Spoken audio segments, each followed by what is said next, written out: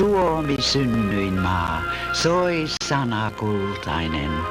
Ei laaksoa, ei kukkulaa, ei vettä rantaa rakkaampaa kuin kotimaa, tää pohjoinen maa kallis isien.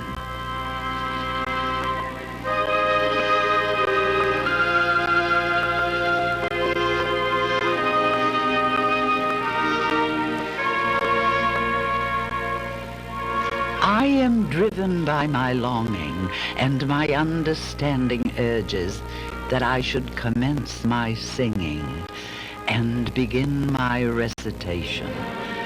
I will sing the people's legends and the ballads of the nation. To my mouth the words are flowing, and the words are gently falling, quickly as my tongue can shape them, and between my teeth emerging.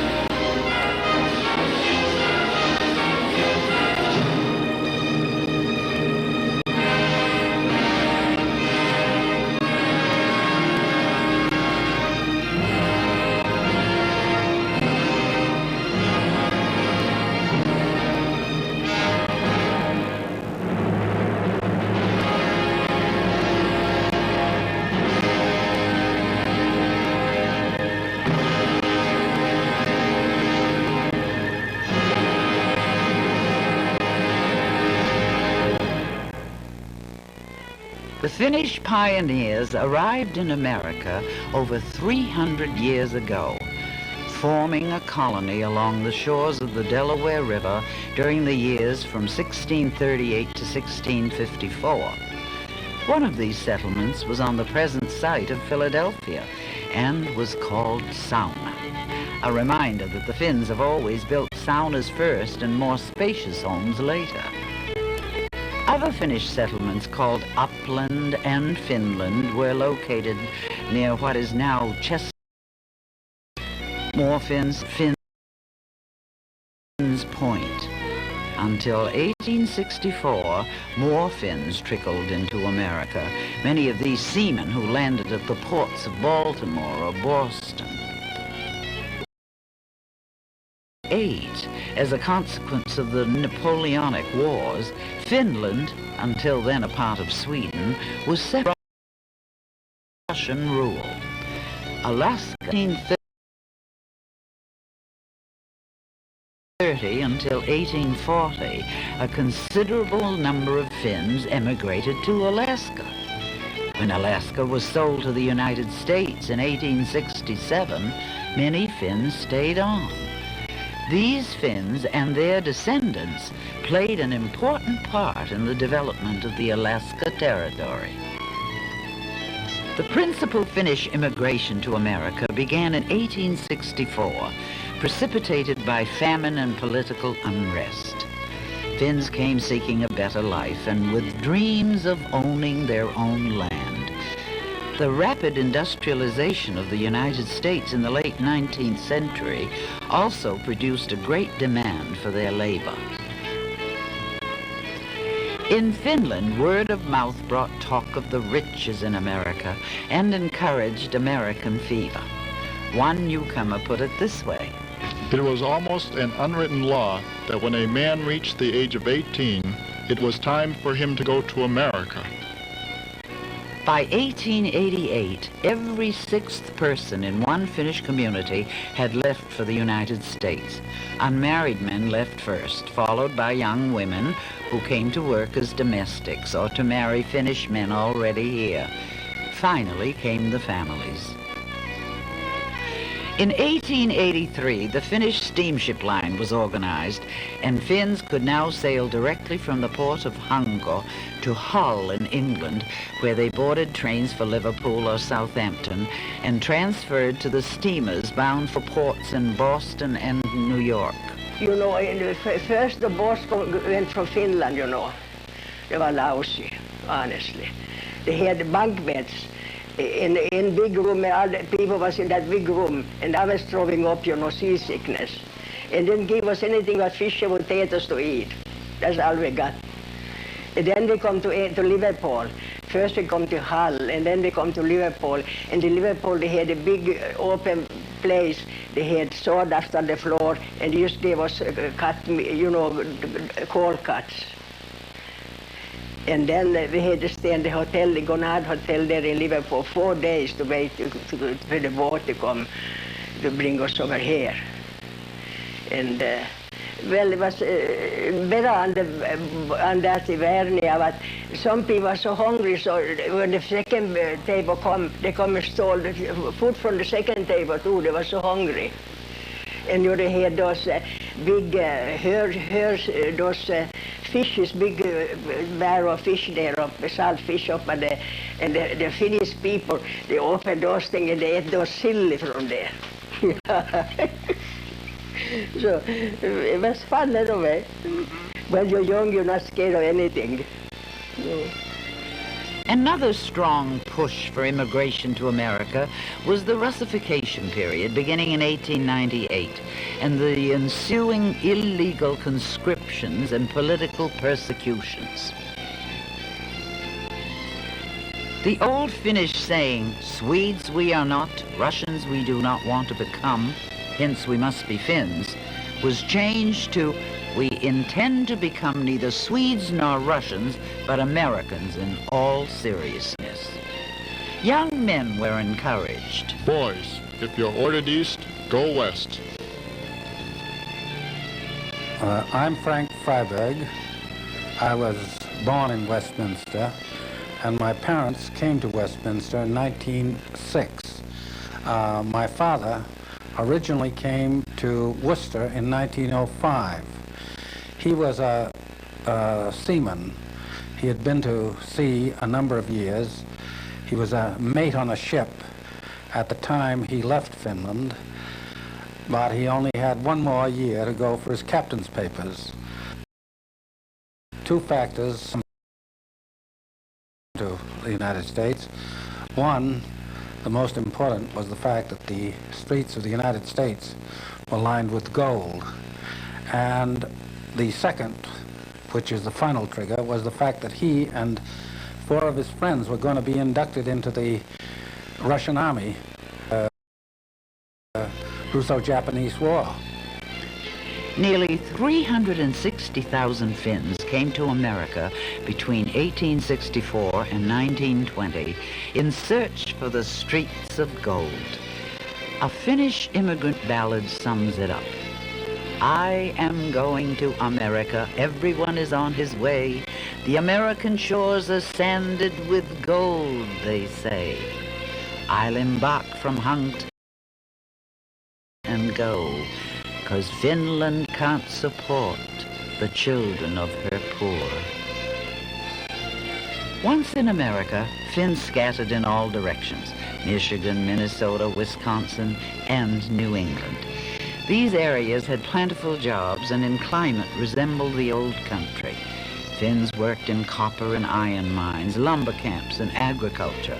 They were described as having all the right qualifications for these hard jobs: stiff-necked, having the strength of a bear, the endurance of a mule, and disciplined in the old country to perform even the most dismal jobs. The factories and mills of New England, including Fitchburg, Worcester, Maine, and Gardner, were also strong magnets for the Finnish immigrants. By 1877, Fitchburg was known to have 70 Finns, and more were arriving with great regularity. The greatest influx of new Finnish immigrants occurred between 1890 and 1910. My name is Hilja Luukkonen, and I came here 1913. I was 17 then, and now I'm 87 years old. And I came here because I was looking for better living. We had a big family in my family, 11 of children, and it was too much for one man. I thought that was my own idea.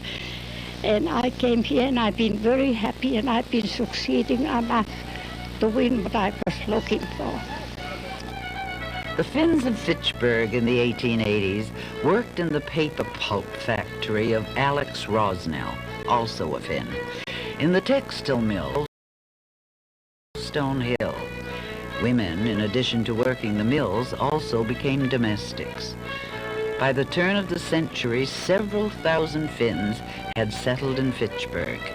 Most were young and unskilled, coming from the rural sections of Finland. Even the few skilled workers were handicapped in getting good jobs by their inability to understand or speak English. Their main assets at the time were their strong bodies and willingness to do hard manual work. Poor and separated from the Fitchburg community by the language barrier, early Finnish settlers sought solace in settling close to one another in the Mechanic High and Elm Street area, as well as the Rollstone Hill area. By 1899, there were at least 20 Finnish homeowners. When many Finns arrived, their first home was a boarding house. As they arrived at the train station, the hack drivers would take them to the boarding house as if it were their home.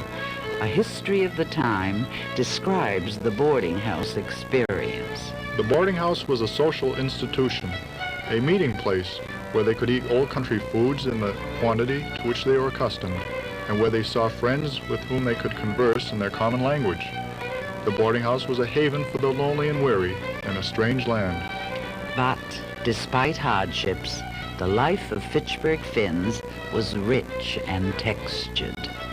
And I think our home life was typical, probably. Mother was the one who set the tone for the house. She was very fair, she was very clean, she was very industrious. And our father worked very hard. He left in the morning before we were up, and he came home 6 o'clock for supper. And we all went to the same grammar school and high school. The 6 of us all graduated from high school, and 3 of us went beyond that. I was born in Clinton, but came here to Fitchburg because at that time they had no doctors delivering babies, or maybe they did, but these Finnish people just relied on their midwife. So most of the babies from all around Fitchburg were born right here from the 3-4 Finnish midwives that they had. I remember my dad working at a lumber camp, and he said it was really terrible. Many times he had to grit his teeth and say, well, I'm not going back to Finland, and how proud he was after to think back on those days.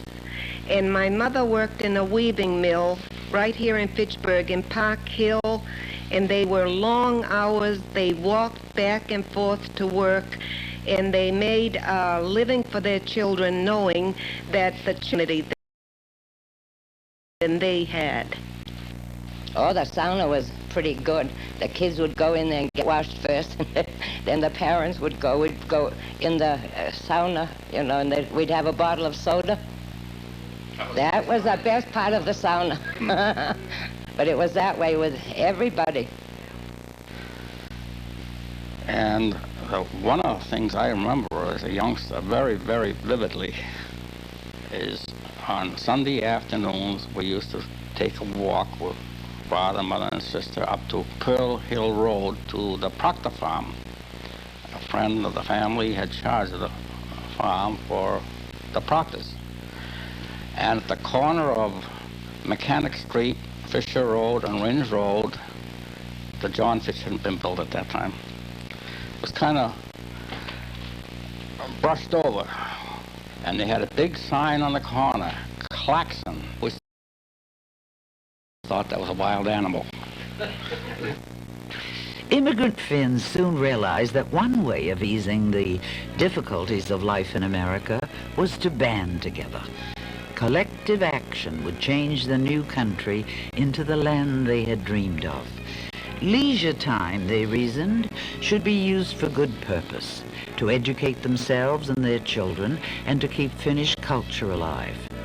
Wherever 3 or 4 Finns gathered, an organization was sure to be born. Paula Robbins, a Finnish scholar, has said, "Finns always start clubs and societies. It's part of the national psyche." Fitchburg was no exception, and almost every member of the Finnish community belonged to one or more organizations, such as Saima, Rapers, the Temperance Society, the Knights and Ladies of Kaliva, the consumer and producer cooperatives, and, of course, the church. Labor Society, Saima, on January 4, 1894, and incorporated on January 27, 1900. It was dedicated to the purpose of improving the lot of working men within democratic institutions, specifically to improve the spiritual and economic conditions of the Finns locally, to find work for its unemployed members, to take care of the sick, and to provide for the needy. The first meetings of Saima were held in the basement of the Lutheran Church on Mechanic Street. In 1906, the group built its own hall at Foster and Layton Streets, which served as its headquarters until 1957, when Saima Hall was sold. The offspring group of this society, the Finnish American Club of Saima, still owns Saima Park, which has served and still serves as the site of many Finnish cultural events. Saima was a powerful cultural and political organization. It served as a school for immigrants by its many activities, including discussions of politics, economics, and social questions. It also encouraged reading and maintained a large library of books. The hall served as a meeting place for what little leisure time the immigrants had after working a 12-hour day.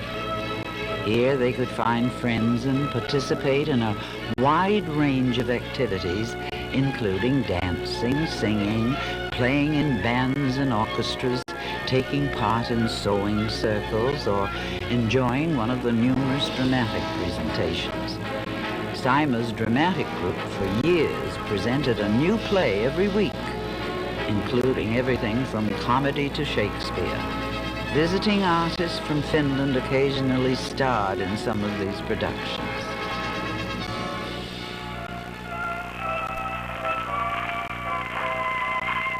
Early in its history, Saima was associated with the Socialist Party. The early socialists, affiliated with the American labor movement, sought to change the conditions of the working man.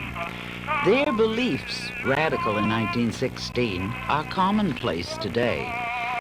The 8-hour day, workmen's compensation legislation, decent working conditions, unemployment insurance, old age pensions, and other labor reforms were advocated by them long before these reforms were adopted as a part of the law of the land.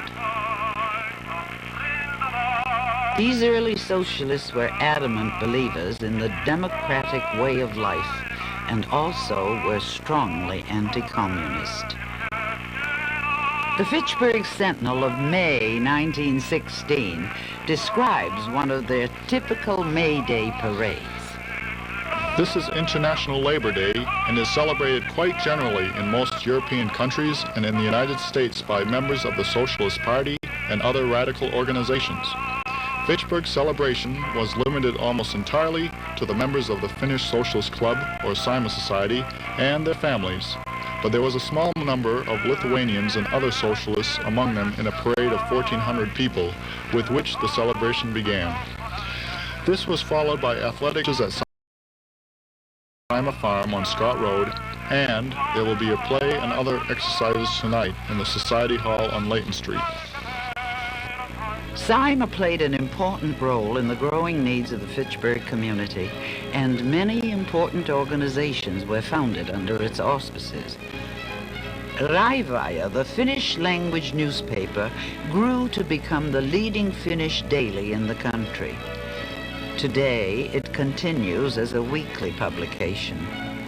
Irma Lane, currently co-editor of Raivaja, describes some of its history.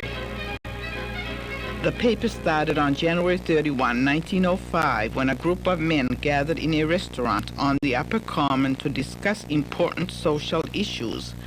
They decided that they should have some means of getting these issues to the people of the community. Beginning the Raivaja newspaper fulfilled that need. Although other Finnish language newspapers existed, the views of Raivaja's founders were not represented adequately, and they wanted their own newspaper. The first editor was Taavi Tainio, and Raivaja was established as a democratic newspaper that would bring to Finnish-speaking people the important issues of the United States in their own native language. At the start of the newspaper, 1/5 of the Fitchburg population was Finnish, and the circulation of Raivaja grew rapidly. Even though Fitchburg had an English language newspaper, the Sentinel, Raivaja grew, and in 1917 it exceeded the Sentinel's circulation. The paper increased from 2,000 at the beginning to cover 10,000. The Raivaja had home delivery for many, many years. Many distinguished editors-in-chief have served the Raivaja over the years. Frans Syrjälä was with the paper for over 20 years. He was an editor and lecturer, a very high-caliber man. I came to work for the paper in 1948. George Mäkelä was the editor-in-chief then. He was very well known and liked. During this time, Oskari Tokoi was also an editor at Raivaja. He had been the first Prime Minister of Finland, but when the government changed, he was exiled from his country. However, later on his services were recognized, and he was greatly honored by the government. Henry Puranen was one of the most colorful and popular managing editors of the Raivaja. He was also one of the first few of his generation to participate in the community outside of the Finnish circle. For his work in aiding Finland during her wars with Russia, he received the knighthood of the White Rose from the government of Finland. During the 40s, we had 5 editors, and we had our own composing room with 8 compositors. Downstairs, we even had our own printing press. In addition to the paper, we printed books, the Fitchburg City Report, and other periodicals. Raivaja was big business back in 1948. Several other Finnish language newspapers.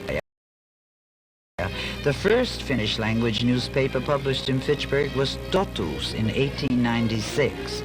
Idän Uutinen followed later, and the Pohjan Tähti, established in 1902, was an important Finnish newspaper for many years.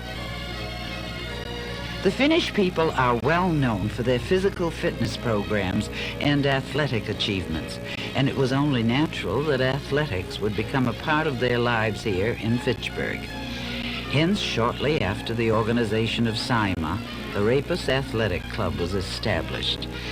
When Raivaja purchased the old Fitchburg Athletic Club building in 1911, there was a ready-made gymnasium for Rapus on the top floor.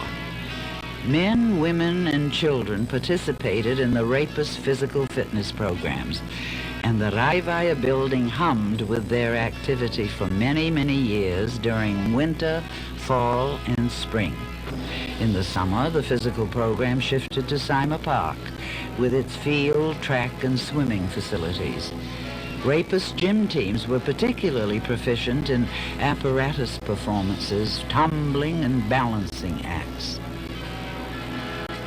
Rapist developed top basketball players and trackmen for the Fitchburg High School for many years.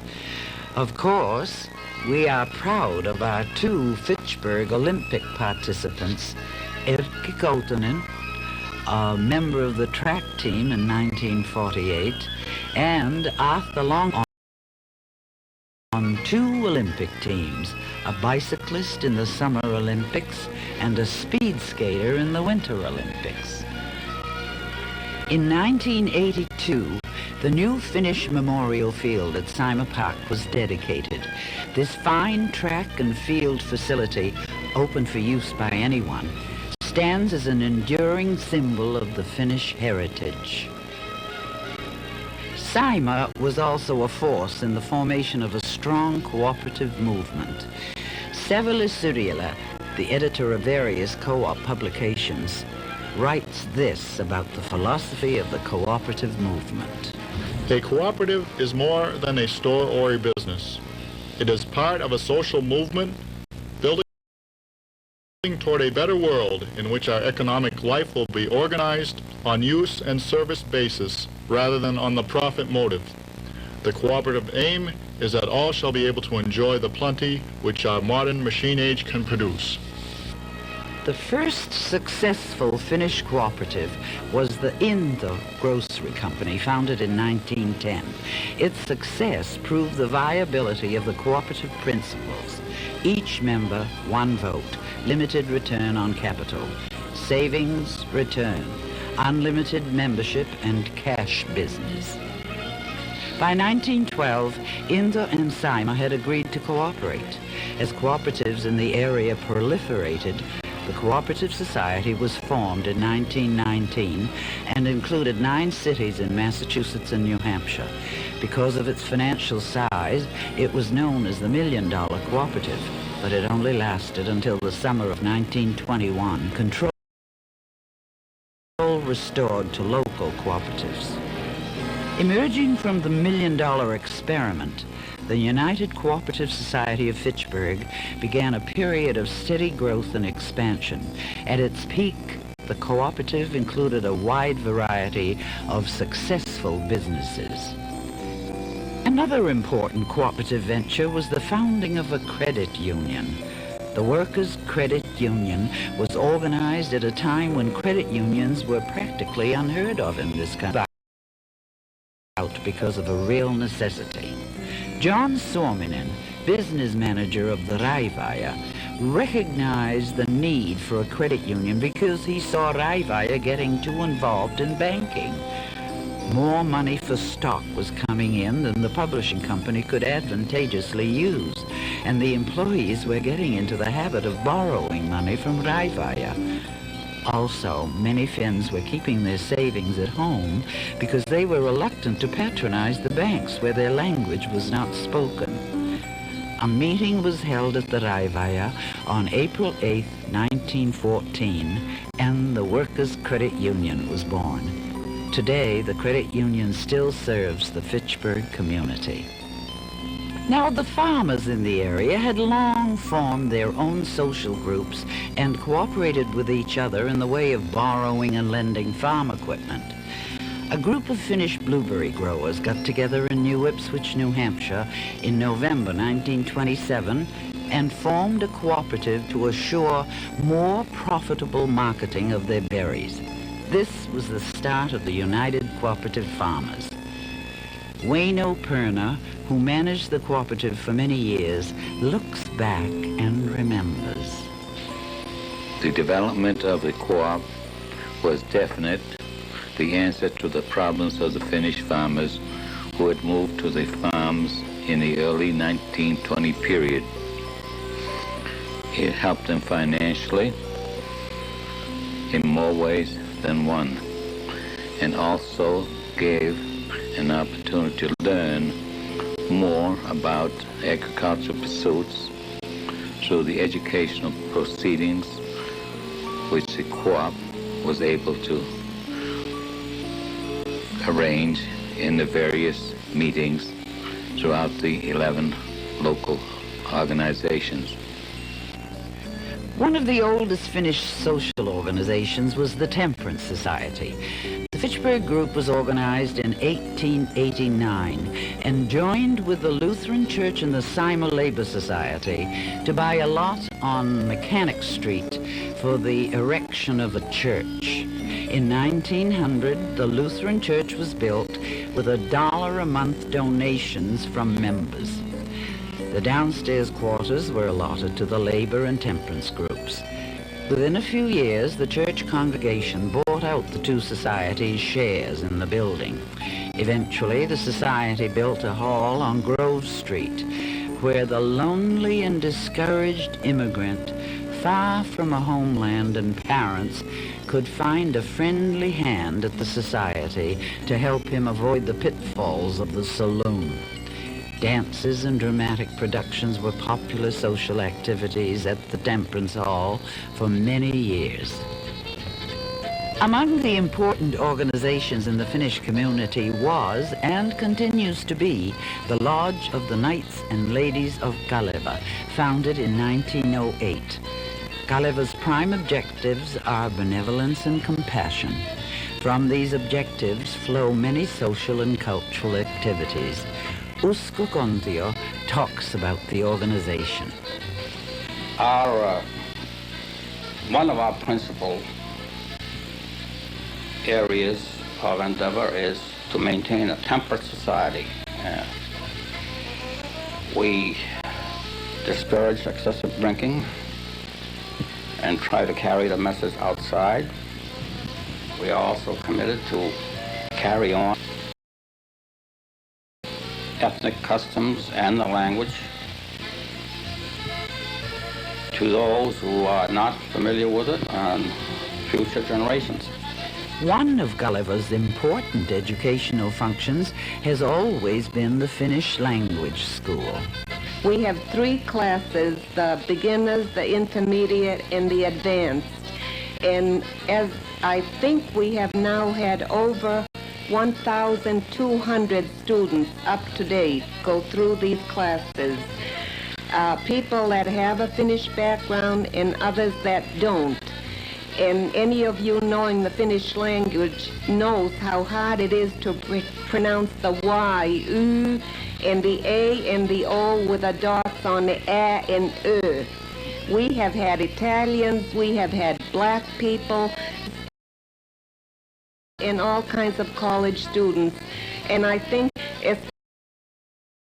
especially the last night, which is called a graduation night, and each class puts on a little skit and shows off just how much they've learned. All immigrant groups look to the church as a provider of spiritual and cultural support. This also held true for many Finnish immigrants. Eili Walsh describes the history of Fitchburg's 5 Finnish churches. Reverend Andrew Group came to Fitchburg in November 1887, and the local Finnish Congregational Church began its services in 1892. At the time, Reverend Group served in the Swedish Congregational Church, but at the request of the Massachusetts Congregational Home Mission, he began to work among the Finnish population.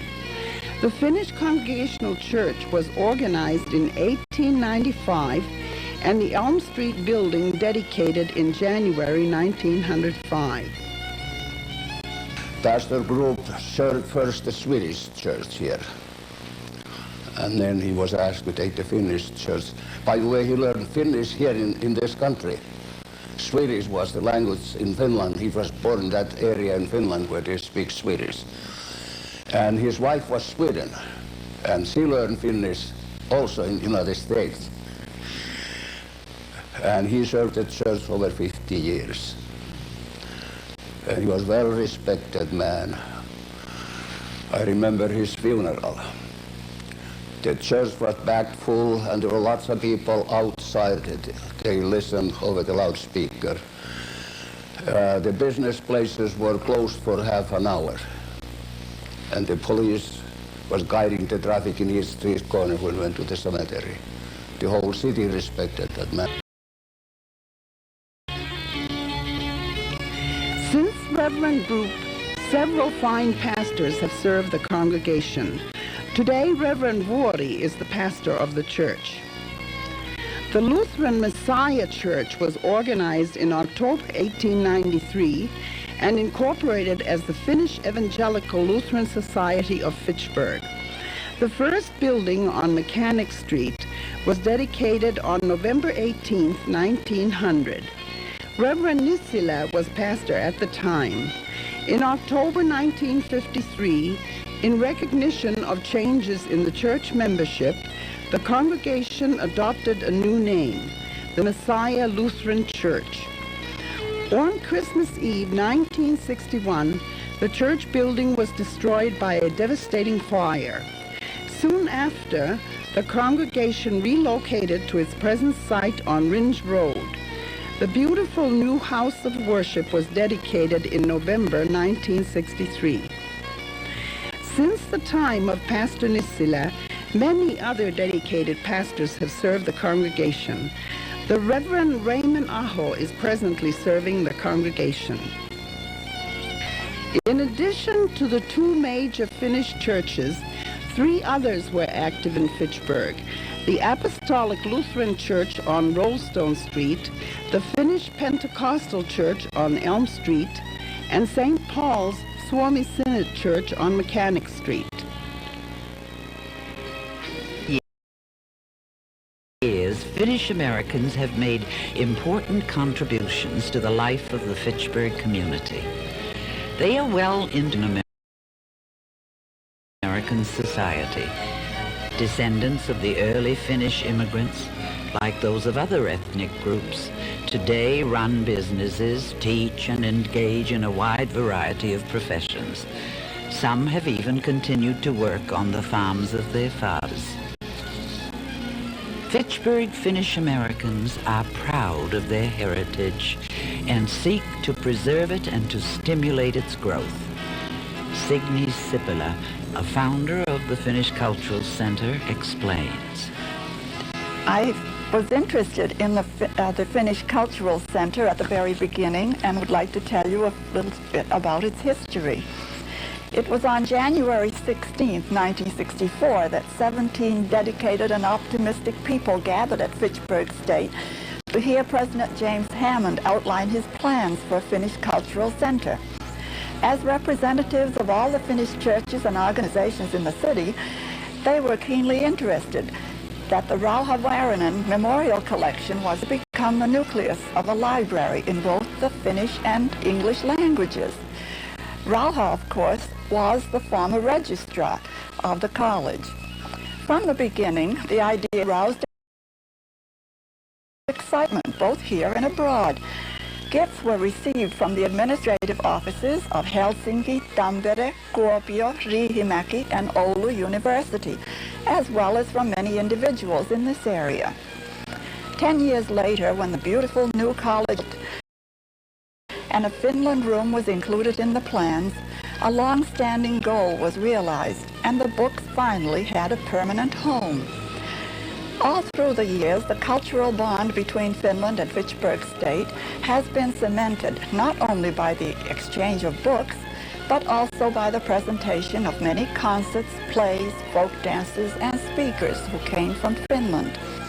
The collection has grown to approximately 2,000 volumes, and the membership has increased from the original 17 to well over 200.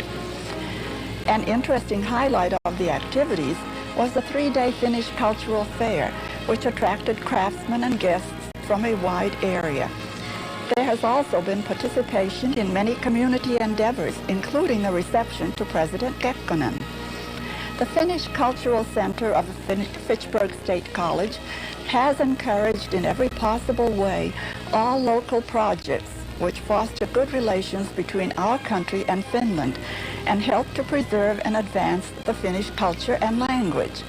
For this reason, contributions have been made to the Finnish newspaper Raivaja. An aid in the form of scholarships has been given to the students at the Finnish language course, so successfully carried on by the Kaleva Society. The story has new ideas and new projects present themselves. Now a committee is working to broaden the scope of the library and make it a true repository of material that will preserve the story of the immigrants who came to this area and thus enhance for future generations the value of their inheritance.